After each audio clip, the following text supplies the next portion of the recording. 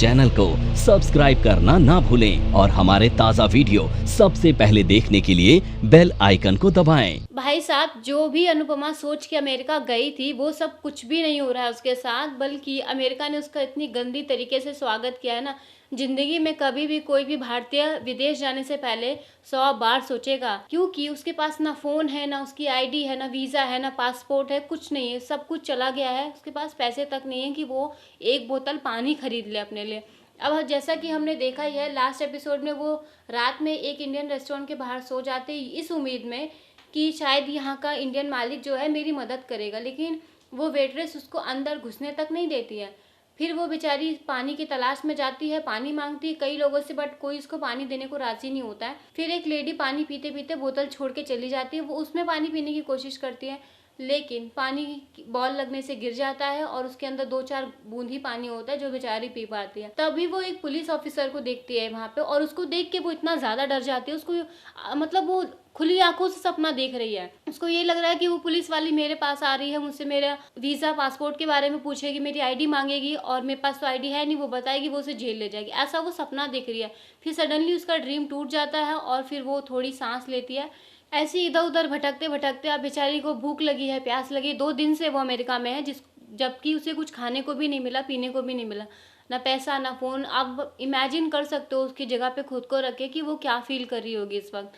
खैर तभी वो एक डांस ग्रुप को देखती है, मतलब एक म्यूजिक ग्रुप है जो ऐसे सड़क पे म्यूजिक प्ले करके पैसे कमाते हैं। वो उन लोगों को देखती है तो उसके मन में एक आइडिया आता है कि जिस कला को मैंने 5 साल तक छोड़ दिया था, आज वही कला मेरे काम आएगी। जी हाँ, जो म्यूजिक वो लोग प्ले कर रहे होते हैं, वो लोग वेस्टर्न म्यूजिक प्ले कर रहे हैं, लेकिन अनुपमा ने उस म्यूजिक पे क्लासिकल इंडियन डांस किया है। और ये डांस देख के सारे वहाँ के जो पब्लिक थी, वो सारे लोग इकट्ठा हो जाती है। इंडियन डांस देख के काफ़ी अट्रैक्ट होते हैं और अनुपमा के सामने भीड़ लग जाती है। और अनुपमा बहुत खुश हो रही होती है कि जिस चीज़ को मैं इतना इग्नोर कर रही थी, जिस चीज़ को मैं इंपॉर्टेंस नहीं दे रही थी, आज वही चीज़ मेरे पैसे कमाने में काम आ रही है। उसके पास कुछ पैसे इकट्ठे हो जाते हैं और फिर वो उस पैसे से पानी खरीदती है, कुछ खाने को खरीदती है। और जो भी पैसे उसने कमाए होते हैं ना, वो जो म्यूजिक ग्रुप होता है जिनके म्यूजिक पे उसने डांस किया था, वो बराबर शेयरिंग करती है। अनुपमा बहुत ही ईमानदार है, उनकी वजह से उसे पैसे कमाने का मौका मिला, तो वो बराबर बराबर हिस्सा बांट लेती है। और वो लोग उसके डांस को उसको बहुत अप्रिशिएट करते हैं, कहते हैं कि आपने बहुत अच्छा डांस किया है, तो इंडिया इज़ रियली इनक्रेडिबल। तो अनुपमा को काफ़ी प्राउड फील होता है कि उसके देश को, उसके भारत को इनक्रेडिबल कहा जा रहा है। वो सैल्यूट भी करती है। यहाँ इंडिया में शाह हाउस में कहानी बिल्कुल सेम ही है, सिर्फ समय बदला है। वनराज जो मिडिल क्लास फैमिली से था, अब वो काफ़ी ज़्यादा रिच हो चुका है। काव्या जो प्रेग्नेंट थी, उससे उसकी एक बेटी हुई है, उसका नाम माही है। वनराज ने काव्या को एक शर्त पे घर पे आने दिया था कि तुम यहाँ रह सकते हो, लेकिन तुम्हारी बेटी यहाँ नहीं रह सकती। इसीलिए इस मजबूरी में बेचारी काव्या ने अपनी बच्ची को, 5 साल की है वो, 5 साल से उसे हॉस्टल में छोड़ रखा है। एक छोटे से बच्चे को उसने हॉस्टल में छोड़ दिया है, सिर्फ और सिर्फ वनराज की वजह से। डिम्पी अपने बच्चे से बहुत प्यार करना चाहती है। डिम्पी का जो बच्चा हुआ है उसका नाम अंश है। अंश से उसके दादाजी यानी कि वनराज बहुत प्यार तो बहुत करते हैं, क्योंकि ये कहते हैं वो मेरे समर का अंश है, और ये सारी चीज़ें मान के उसके दादी और उसके दादा उससे बहुत प्यार करते हैं। लेकिन प्रॉब्लम ये है कि तुम प्यार करो वो ठीक है, लेकिन उन लोगों ने बिल्कुल ही डिम्पी से उसके बच्चे को दूर कर दिया। सबसे ज़्यादा एक माँ का अधिकार होता है उसके बच्चे पे, और उन लोगों ने वो अधिकार ही छीन लिया उससे। अंश को ऐसा मैनिपुलेट करके रखा हुआ है कि तेरी माँ तो उससे प्यार नहीं करती है, बिल्कुल ही उसके दिमाग को ब्रेन वॉश कर रखा है उन लोगों ने। और डिम्पी के पास वो बैठता भी नहीं, वो ऐसी कमरे में आता है, वो सोचती है आज मेरे साथ सो जाओ, बहुत रिक्वेस्ट करती है, फिर भी वो ऐसे मुंह बना के चला जाता है। अब वो रोती रह जाती है कि मेरे बच्चे को ही मेरी ज़रूरत नहीं है, जिसके लिए मैंने अपनी पूरी ज़िंदगी सेक्रीफाइस कर रखी है। तभी डिम्पी के पास चीटू का कॉल आता है। वो कॉल उठाने में हेजिटेट होती है, तो काव्या उसको बोलती है कि उठा लो कॉल, किस्मत तुम्हें फिर से आवाज़ दे रही है, तुम्हारी किस्मत फिर से खुलने वाली है, अपनी किस्मत को इग्नोर मत करो।